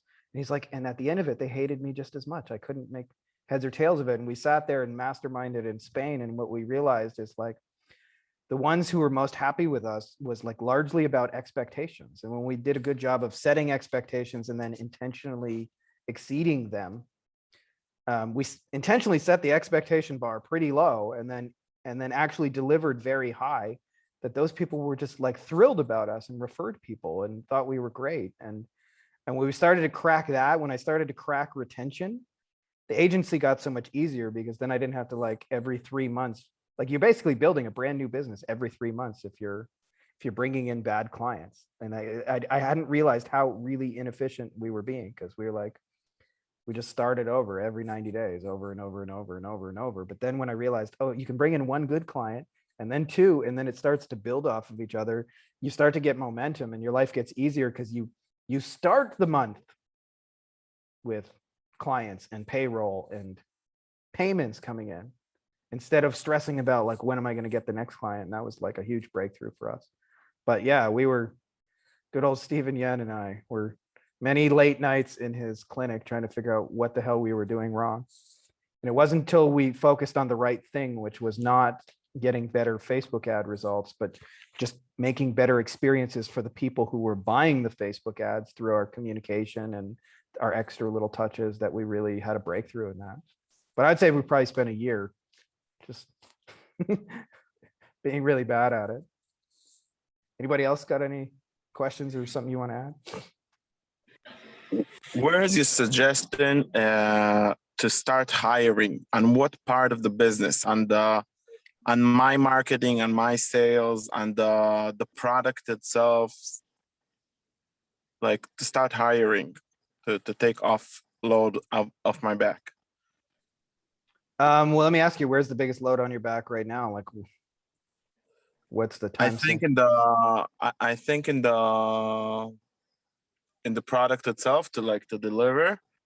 But it's also in the my marketing is still not closed perfectly. Like I don't have the campaign that I can get a new client. I can get one client in the business every month, but I still don't have the system. So if I'm starting to fix the product, like to deliver very quality, high standard stuff, like I always start to work on it and then I run back to the marketing. Yeah, So I mean, what you're describing is kind of a challenge we all go through in this, because I always say it's like, this is the easiest business in the world to start, because like, what do you really need? Just you and a laptop. Like that's the business to get started. But it's also the easiest business to build a prison, because immediately when you make sales, you're the product and people want you. And so there's ultimately like 3 or 4 tracks, as I call them. And one of those is, the track is, as you mentioned, marketing, sales, lead flow, is like making sure the pipeline's full of new people. And then another one of those tracks I call delivery. Like, obviously people pay you, you got to balance that out with delivery. And the third track is when you start bringing in people and teams. You got to have like a whole hiring and systems process. And what ends up happening inevitably when you're growing the agency through like the freelancer stages, as you make sales, then delivery responsibilities go up. And so you're like constantly juggling them. So what ends up happening initially is the agency goes like a roller coaster, where you make sales, but then as soon as you make sales, you suddenly are all focused on delivery, and then your sales fall back. So like I've had that kind of experience too. And I'll tell you what got me out of it, which was not just bringing in people, but was also like a structure. It was both like a people and a structure. Was designing it in such a way, like we kind of talked about earlier, where you can reuse stuff from client to client. So I'll tell you how I do it now. And I just like to give you an idea. Like when I'm running motorcycle campaigns for lawyers, it's the same damn campaigns over and over and over and over. And there's very little difference. Like what I'm doing for a guy in Florida, what I'm doing for a guy in California, it's the same basic delivery. So what I've done is I go through it as I'm setting it up the first time. I fire up Loom, the video recording software. It's free, by the way. They got a $10 paid plan if you need to like go over time limit, but you probably won't need to. And what I do is I explain what I'm doing step by step. Here's how I set up the Facebook ads. Here's how I set up the landing page. Here's how I put the lawyer's colors in the damn thing here. And the first time through it, I explain everything I do in painstaking detail. But it's not really extra work because I just record myself as I'm doing it. It slows me down a little bit, but it's not like extra work. And then I get all that stuff put into, I use Asana, but whatever, like project management. And then when I bring in teams and people, it's one of the biggest struggles we have as agency owners in that stage is we're looking for people who can take work off our plate, but we don't have an easy way to explain to them what it is we want done. And so what ends up happening is like, you'll get in these situations where like, it would take you an hour to explain to somebody how to do a 20-minute task. And so it like gets really easier. And so once you have that structure in place where they're doing the same thing over and over, and you've got like it all documented, it's very easy to bring in help.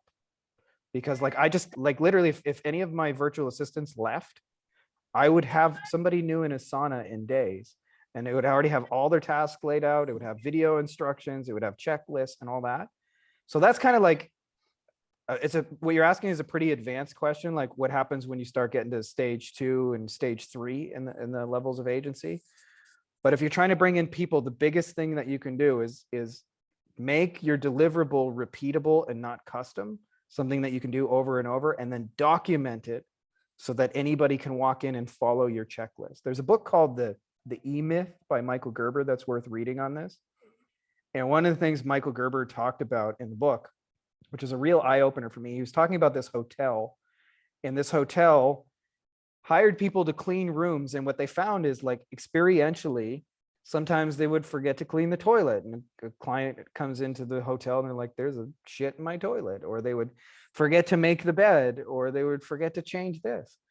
And one of the things this hotel did is they wanted to deliver consistently great experiences. And part of their experience with, which I've had in really fancy hotels, is really nice. So when they write you a handwritten letter saying, welcome, and like personalized to you, it's like, dear Mr. Finn, I am the manager of this floor, and I just want to welcome you. If you have any questions, call me directly, and I will be happy to help you. And they're trying to deliver that wow experience, but it was very hit and miss. And so what Michael Gerber did is they just made a checklist of all the things you got to do to clean a room. Step 1, step 2, step 3, step 4, step 5, step 6, steps, however many, like 20 steps, whatever. And every time they would go into a room, they would have to like check step 1, check step 2, check. And so they would have to submit all their reports of doing it. And that's how you want to think about running an agency, is like break everything down to steps that somebody else can execute. And then what'll happen is then hiring people gets a whole lot easier. The reason why hiring is hard in the beginning, because we're mostly looking for a unicorn. We're like, who's that amazing person who just knows what I want and is going to work really cheap? And I'm not saying you can't find those people, you can, but they're diamonds in the rough. I much prefer being able to, like what I call McDonald's. Like McDonald's doesn't need superstar employees to run. Of course, McDonald's is still striving for superstar employees, but McDonald's runs on superstar systems. And if you gave me a choice between whether I'd rather have a superstar employee or an amazing system, I'll take the system every single time. So that's what you want to think about, is how can I have great systems so that anybody can walk in and do what Yehuda is doing. And if you do that, like you'll, so Also in creative, the creative parts, that you need to find somebody that knows how to do creative, you know, how to write properly. I'm not just the Facebook campaigns. if you're doing like all your ads custom, then that is like what I mean in a structure problem. Like if it requires a really creative person, that to me is part of the challenge. Like for me, we had to get really creative to come up with good motorcycle ads. And we ultimately came up with like, let's just give away a book. So we created a book, and that book was a lot of work. But the second time I create that, and the third time I create that, and the fourth time I create that, I don't need a super creative person. I just need somebody who can put in the word Florida. So this is a problem in like a small country. Like you cannot, the minute I take a video production house and I take another video production house, like you're working with my rival company. Like we both, like, why he's getting the clients and not me? I don't necessarily have like what would be the perfect answer for you, because it sounds like, but my first question is, do you have to work in Israel? Like you can get clients Yes. anywhere. And then the second question to you is like, do you enjoy doing all those custom things? Like, do you enjoy doing something different for video person one and video person two? Because what you'll find, like, for example, even if I work in different niches, I have like email campaigns where I could change a sentence or two. Like I have like the most basic campaign. It's called Frank Kern's 4-day cash machine.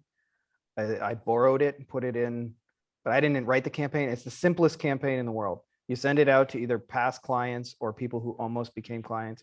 And it just says, thank you. We appreciate you so much, which is why we wanted to do this extra thing for you guys. And that's why we created this offer. And so I have this campaign. It goes out over 4 days. The only thing I have to change is that one sentence offer. So even like if I'm bringing in a creative person, I'm not asking for a creative person to come up with the campaign and figure out what to do. And it's not all custom work. I'm just like, can you customize this one sentence? So this is kind of a deeper philosophical thing that we talk a lot about in the mastermind, and we could probably go on for a long time. But you want to build your agency around the ownership of assets. Actually, Valerie is like the coolest person ever to talk to about that, because like Valerie makes really amazing real estate deals and like cash flows the shit out of them in ways I've never even seen normal humans put together. And what most people think the value in like doing like a deal is like I get paid from a client.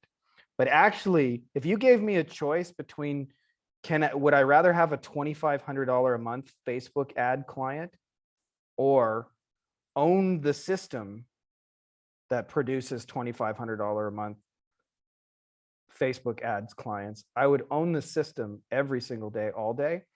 And so it's a little bit of a philosophical difference. In the beginning, we always start out working for money. If I can get clients who are going to pay me, it like all works out. But you actually want to work for assets and ownership of systems that themselves produce cash flow. So real estate's the ultimate example. Valerie puts together a lot of deals. She has something she calls the power team. She has to like customize with all these like people who are very closely related with real estate. But once she has that set up, once she gets ownership of the asset, the house, she then sells it over a long period of time and cash flows it for like 23 or 25 years. And so the asset continues to pay her over time. And so we want to think about creating assets. And I'll tell you the two best assets are the customer relationship is number one, and the system is number two. And if you work towards the ownership of owning systems, I'm just telling you, your agency experience will get like more profitable and easier to run. And so I'm not saying you can't do it where like I'm doing this for video person one, but even just a simple example where like, even where it's customized, like I mentioned, the email campaign, I'm not trying to come up with a whole email campaign every time. I'm just trying to customize a sentence or two. That's far easier to bring in a creative person to do than to try and get them to like analyze a business, figure out what to do, come up with the campaigns, write it, create the funnels, do all like if it's a million steps, that's going to be hard for them to do. But if you're like, hey, can you just personalize this 15%?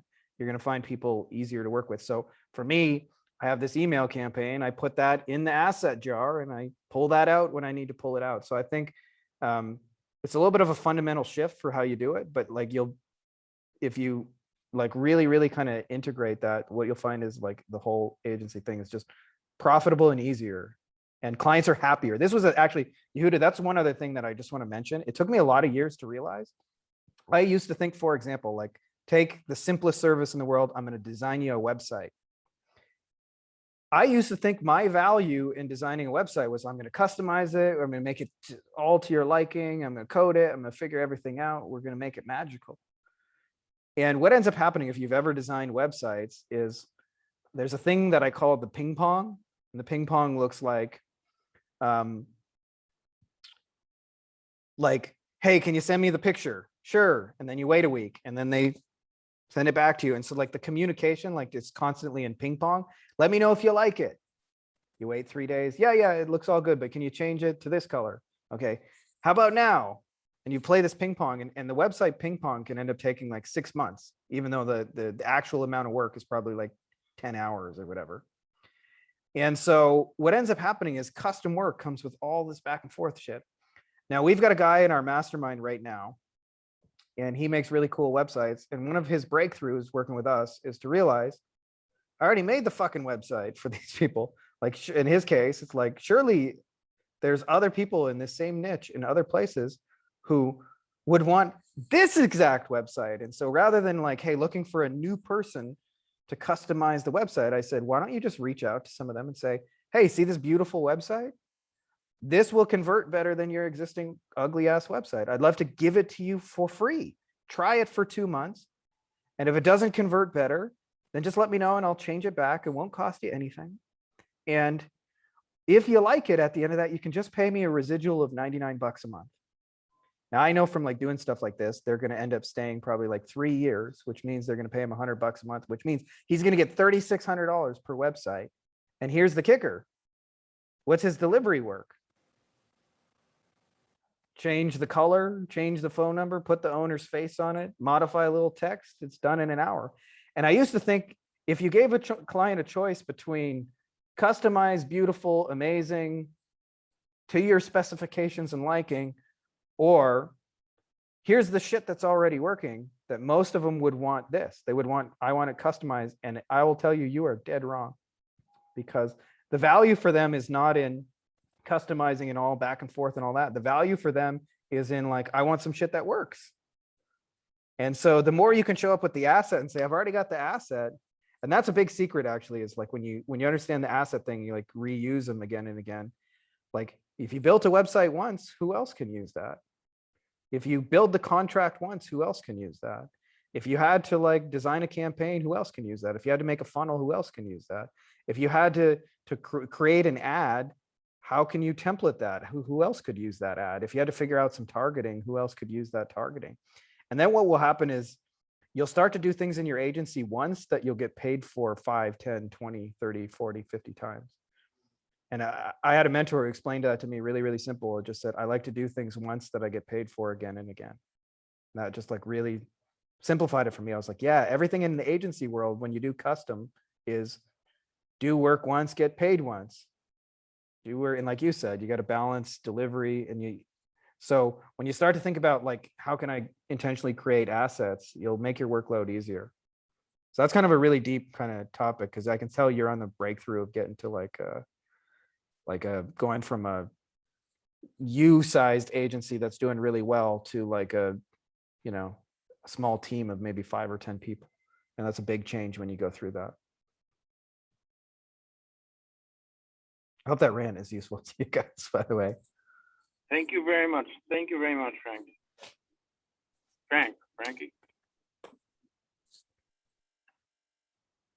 What else you guys got? I see Bob and Omri just hanging back. Bob, it's nice that you stuck around this whole time. It's good seeing your face, by the way. Hey, Frankie, quick question. Do you mind holding that little picture up with all your like things you love about your clients, like that little like fun slide you made? The I'm hell gonna yes take a picture one? of it. Just The hell yeah? just the good shit. I'm gonna take a picture of it because I gotta make sure I get my NFT version of that, because you know how that is these days. Yeah. Gotta have an NFT of everything. Then you'll be able to retire. You'll sell like your one little fun PowerPoint slide for $10 billion. Well, you get this one royalty free. This is your asset right here. Awesome. Can you shoot it back a little bit? Better. Yeah, there we go. Yeah, it is. Yeah, cool. Yeah, I'm actually like working on some of that. That's like the stuff that really helped me out today, is just a lot of the shit that you do and I do are very similar in what we look for. And I think I just Yeah. tied that stuff together. So appreciate it, man. Thanks for the time today. Glad it helped, brother. You've been a huge influence on me this last year. So Oh yeah? yeah, That's my cool.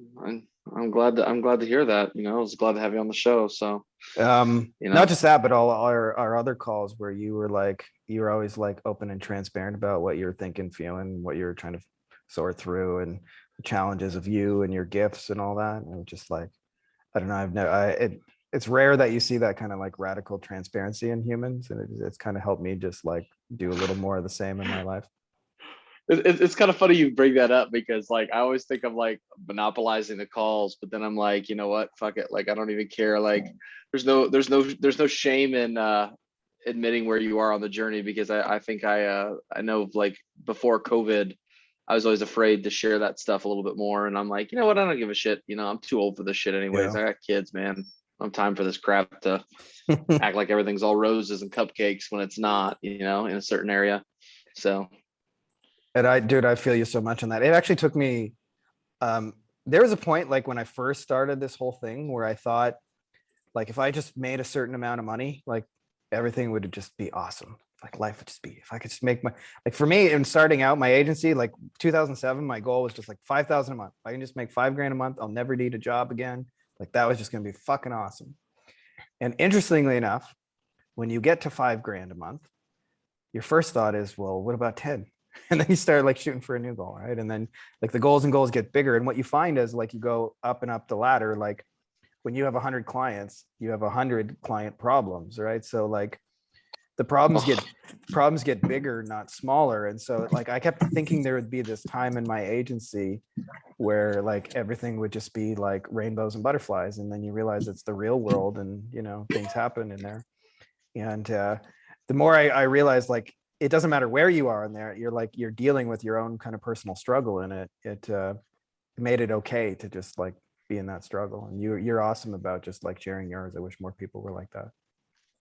yeah, I made a big shift, and I share this out loud just because it's really helped me a lot in the last like couple months. Is Joe Polish said that whole like easy, lucrative, and fun thing, the ELF model. And I was talking with some of my guys that I mastermind with regularly, and we changed easy to energizing, because a lot of shit in the world is not everything's going to be easy all the time, right? Like, Right. you might have some things are easy, but some things are just difficult, or you just got to work through a challenge. So if you say like, what if I make this energizing, lucrative, and fun? And it's like sometimes like it's fun to solve a challenge, not always, but a lot of times it is. And that's helped me a lot to weigh everything against that whole paradigm. Is like, is this energizing? Do you does solving this problem give me more energy? Maybe not Yeah. the same day, but that's a huge that's cut a lot of my workload out, actually, believe it or not, just by using that parameter. Totally. And I would also add, not just like, is this going to be fun to solve, but who I'm going to solve it with, is that going to be fun? Because I've learned that like who you do it with is actually really fun. And for me, like actually the biggest indicator that I've actually had after all these years is like, can I just be myself around them? Like my normal goofy self. Like for me, Right. if we're just friends in real life, like I'm going to communicate a lot with GIFs. Like I very rarely like just have text messages that are all text. Like usually there's goofy pictures and nerdy humor. And so like I started experimenting with years ago. And actually I can remember the exact moment. I had a big lawyer speech I was doing at a conference called the National Trial Lawyers, which was in Florida. And the night before, I had this like really well-rehearsed presentation that was all about like sales and numbers and getting clients. And I just like looked at it and I was kind of disgusted by it. I was like, that's not you. And I spent like, I don't know, a couple hours that night. And I just started putting in like memes and GIFs and things that I thought were fucking hilarious. I started just like finding like funny, goofy pictures. Oh, look, I say little man. I started putting in pictures of just like, I don't know, like I saw, a lawyer who was on a billboard. So I'm the bald lawyer. It was all like bragging about that. And then I saw this guy who's like smoking weed on the hood of a car. And I just like put in all these goofy references. And I remember I had this one that I said that for the bigger law firms, this is your corporate structure. And it showed a couple of birds on a perch. And then there were even more birds below them and even more birds below that perch. It was like 3. And at the top, it said, and it showed the top birds, they were shitting on the birds below. And then those birds were shitting on the ones in the bottom. And it said at the top, it said, all the people at the top see when they look down is shit. And then it said at the bottom, the ones looking up, all they see when they look up are assholes. And I said, this is essentially your corporate structure. And I was sure it was going to go one of two ways. Like they were either going to find it as hilarious as I did, or they were going to be like, never, ever fucking bring this guy back in a million years. And it was like, there was no way it could go either way. And I wasn't honestly sure. And I remember I was the first person who said fuck in my presentation. I wasn't the last one once I opened that floodgate, but I was like, I'm really, really not sure which way this is going to go. And it turned out they loved it. And I was like, why didn't I do this sooner? Why was I trying to make I these know. formalized, uptight things when I could make my point across with just ridiculous kind of shit? And- It's amazing how effective that shit can be too. Like, you know, you get a couple gifts and like my gift like that was have you ever seen that Jack Nicholson that where he's like nodding up and down? Yeah. Like that one. Yeah. And I said I did a training session. I said like this is like my bucket list item that I actually want to use this GIF on a presentation. It was like I just saw it. I don't know why I think that GIF is so hilarious, but it just makes me laugh all the time. And I actually was able to use it in a slide because it fit. Getting people to say yes to the sale, like it was like being a trusted advisor was what the topic of the talk was. And I was just like, oh my God, like, and everybody ate it up. Everybody in the audience ate it up. And I just was like, man, this is, you know, I hate making slides. So like, if I can make like a GIF on a slide, I'm like the happiest guy in the world. So I don't Yeah. like doing text, you know, but yeah, man, it's really helpful. Cause I mean, I think, you know, for me, like you and me talked about this a couple weeks ago where it was like, I feel like everyone forgets fun in all this game, where it's like, you know, you gotta making money should be fun, like helping people should be fun, like this should all be fun most of the time. Like if it's not, that's a problem, I think. And I Yeah. think as I get older, I'm starting to see that more and more, where it's just like you can make a lot of money with people, and if you're not having fun, like it sucks. I've had that like one time in my life where I was like absolutely killing it and banking tons of cash doing deals, and I just like I did not like the people I was working with. Yeah. They and it was weird. Like I thought, you know, that money would solve that problem and Yeah. I could get over it, and I just couldn't, you know. Yeah. I had the same so crossroads.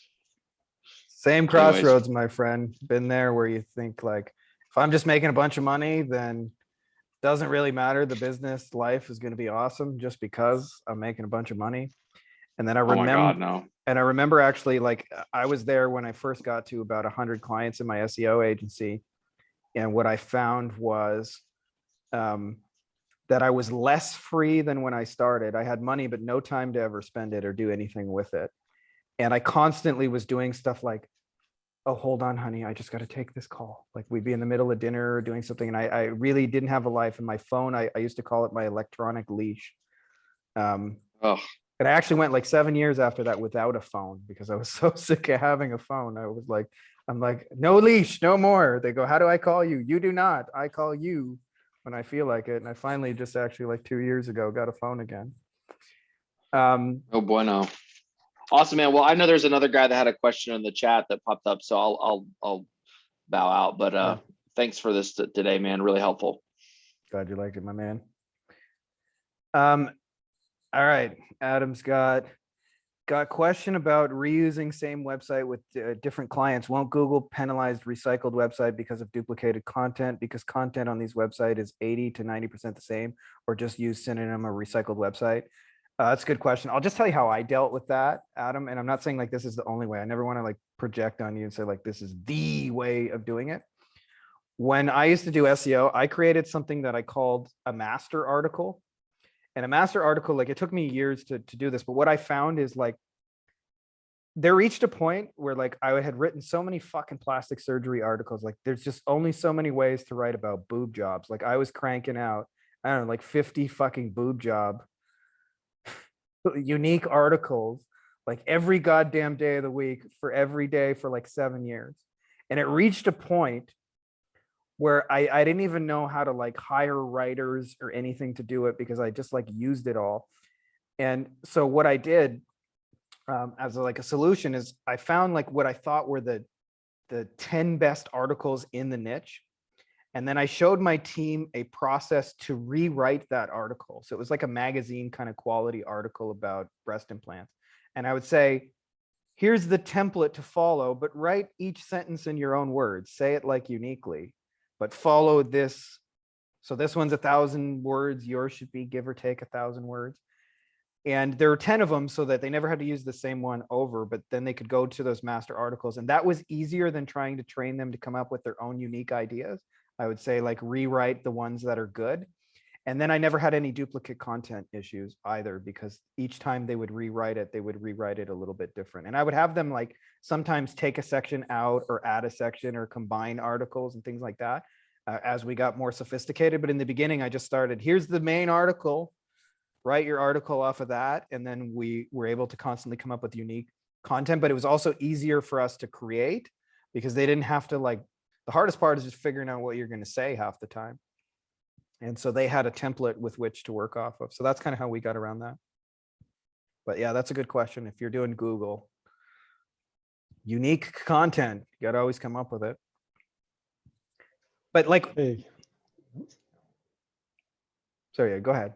no, I thought you were finished. Sorry, Frankie. No, It's please. Bob please. here. Yeah, no, I just thank you very much for the call today. I wish you'd have done it 3 months ago. Today, exactly what you're talking about. We do video marketing for e-commerce. Yeah, my background's e-commerce, and we use cold email outreach. So we target Shopify stores, and one of the things we've noticed that we got the best response from people that were using Klaviyo, because we know that they're spending money on a subscription, so they're invested, as well as Facebook Pixel. So we use Screaming Frog with had a coder fix the regex for us, and I just actually finished it this afternoon. Is where we target Shopify stores that are using Klaviyo that have the Facebook Pixel installed. And Bingo. so bingo, 26,000 leads in my pipeline to go through. And not So- only that though, like, which is awesome, by the way, I'm glad that you had that win, but your prospecting job gets easier. People, because I have a guy in the group right now who tells me that he hits up dentists every day and he sends 7,000 emails to dentists.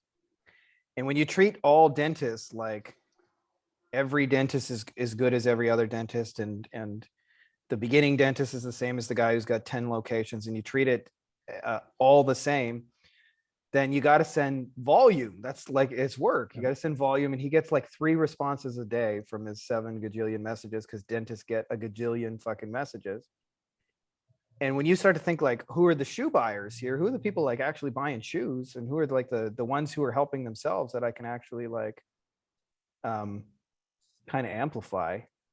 What ends up happening is your prospect group gets way smaller. Your job gets way easier. Like for me, I got a mailing list of like 200 or 300 lawyers, and I just send them letters like every like 2 or 3 weeks in the mail. And that's my prospecting job, is just write one letter to 200 or 300 lawyers that I know are spending money.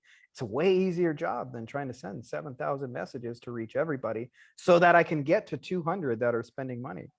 And so I'll give you another example of how the shoe buyers concept. One of the shortcuts to finding shoe buyers in any niche is to figure out who's already buying products and courses. I used to think like, somebody joins a mastermind, that's going to be the only one. And if you like get into masterminds, you find that like people who buy masterminds buy a new one every couple of years, if not a couple every year. Like Brad and I probably could talk about all the shoe buying we've done in that niche, and all the coaches we've hired and all the mentors. Valerie as well. I know you've done a lot of that. And we're just shoe buyers, and I'm going to keep buying self-improvement and masterminds and things like that till the end.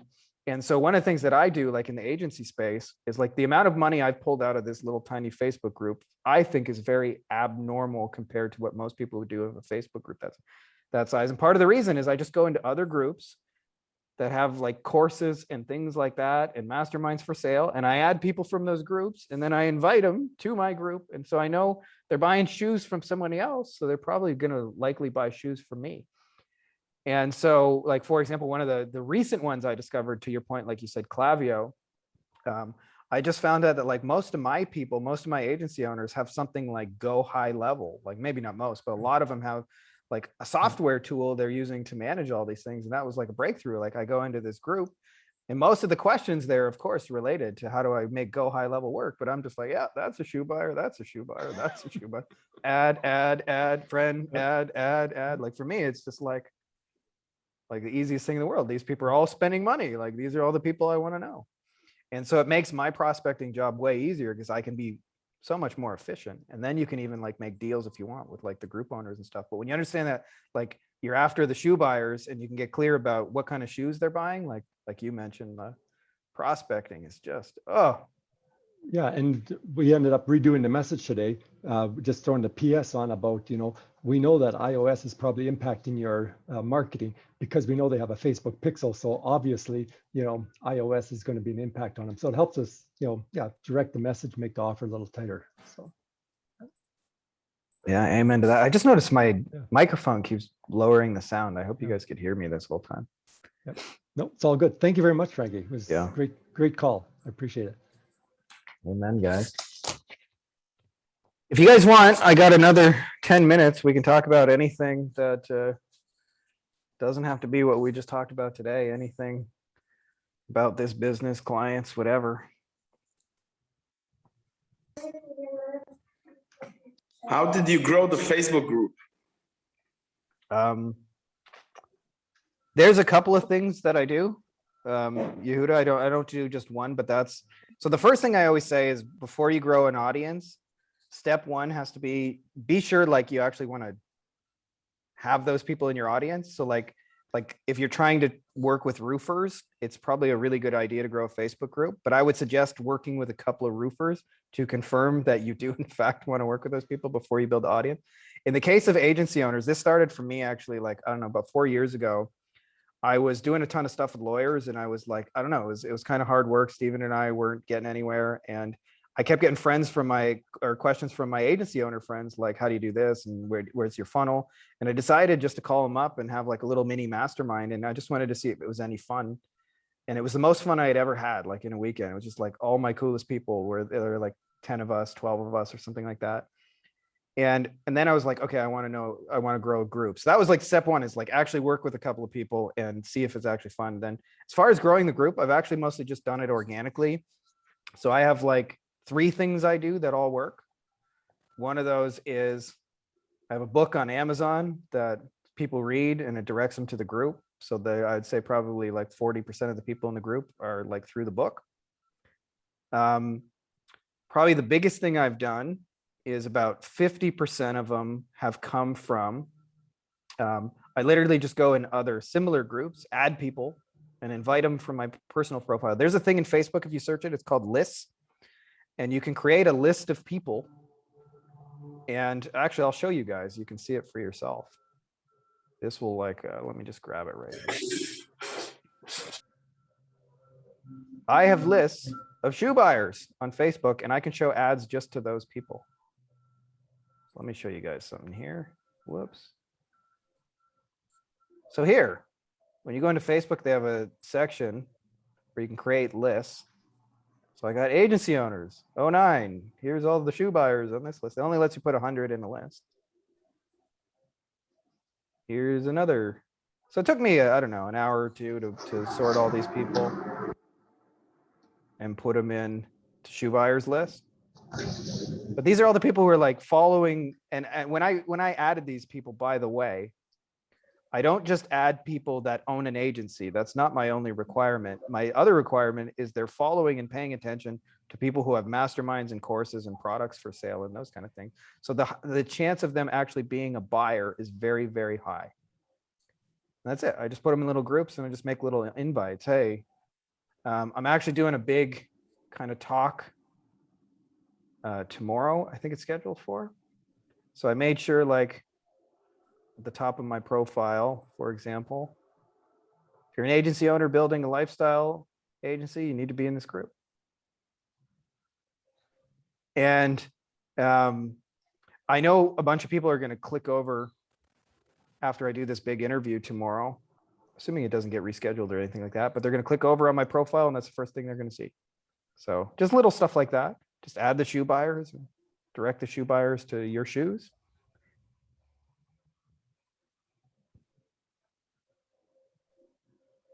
But I can, like, on Facebook, just to show you right here, I can make a message that's just to these people.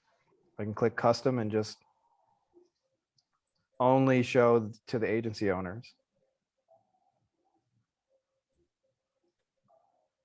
Of course, as I show it to you, it's not loading, but normally it does load right here. And you can just create lists of people and you can add them one at a time. You can add all, but that's basically it. That's probably about 50% of what I do. And then I do a little bit of paid ad stuff, but I don't do as much as I used to, just because I don't know, Facebook ads are a pain in the ass. I'm on my 6th ad account right now and I'm kind of sick of them. So I don't want to really give them money right now because they're assholes. And then as well, I do some stuff with YouTube, but I'm more using YouTube for like actually getting lawyer clients right now at this point. And of course, same methodology, right? Like I'm advertising on YouTube, and where I'm advertising is to shoe buyer YouTube channels. Like I show my ads, like, so for example, I know lots of people in the space. Like I know the guy who's selling the $10,000 a month SEO package. So when I show my YouTube ad, I make sure to show it on his channel. And when I show my YouTube ad on, like, for example, I know there's a guy named Ben Glass. Ben Glass has all the guys who follow him and pay for big masterminds. So I run my ad on Ben Glass's channel and those kind of things. But I'm like, it's really simple. I'm just like, where are the shoe buyers? How can I get in front of the shoe buyers? And so that's kind of like how I approach that. Because what ends up happening if you don't, you can end up with a bunch of people that are really nice people and you really want to help them, but you're more vested in their success than they are. And so you constantly are stressed out about the fact that you want more for them than they want for themselves. I think probably, Valerie, you know that from firsthand experience of like just getting a lot of real estate people that getting all bummed out because they don't do anything with your wisdom. But the reality is they probably weren't buying shoes before you. And you're helping them because they're barefoot and they need it. But once I realized even Gordon Ramsay strikes out 95% of the time because we don't turn losers into winners. We amplify people who are already successful. And so, I don't know, I think for me, like this whole topic, once I realized like to stop chasing people who weren't buying shoes, just like got a whole lot easier. So I'm glad you found that with Klaviyo, Bob. That's when you find those little shortcuts, man, does it make your life easier? Because if you're going to trust anything, trust their behavior, not what they say. So if I'm going to look, is a lawyer spending money? Does he got a nice, well-polished website? Does it say SEO by blah, blah, blah at the bottom? Are they paying for AdWords right now? Is there a Facebook pixel on there? Like these are things I can look at and know, and I don't need him to say I spend money or I don't. I can see it right with his behavior.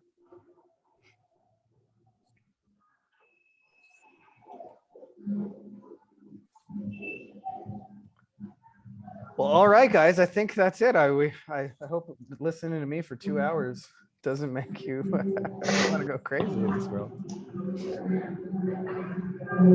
If you guys have any other questions, by the way, that come up just after the fact, feel free to message me or post it in the group if you think someone else can benefit. Yeah, actually, Valerie, I'd love to talk your real estate stuff with some people in the group. I think a lot of our people are really interested in that right now. So maybe we could do a little interview, you and I.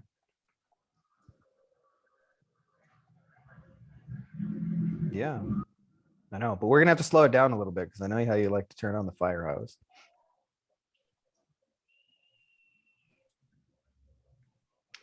All right, ladies and gentlemen, I'll see you next time. I'd like to do at least one of these a month, maybe one every 2 weeks. So I'm gonna post some more stuff, and if you guys have some topic ideas that you want to just kind of go over, then feel free. We can do more of these. All right, that's all I got. So I'm going to hit end meeting, and may the force be with you guys. Oh, and I'm going to post a replay and I'll send you guys all the link. So if there's anything you like missed or want to go back to it, it should be there for you. Thanks a lot, man. Take it easy. Take care.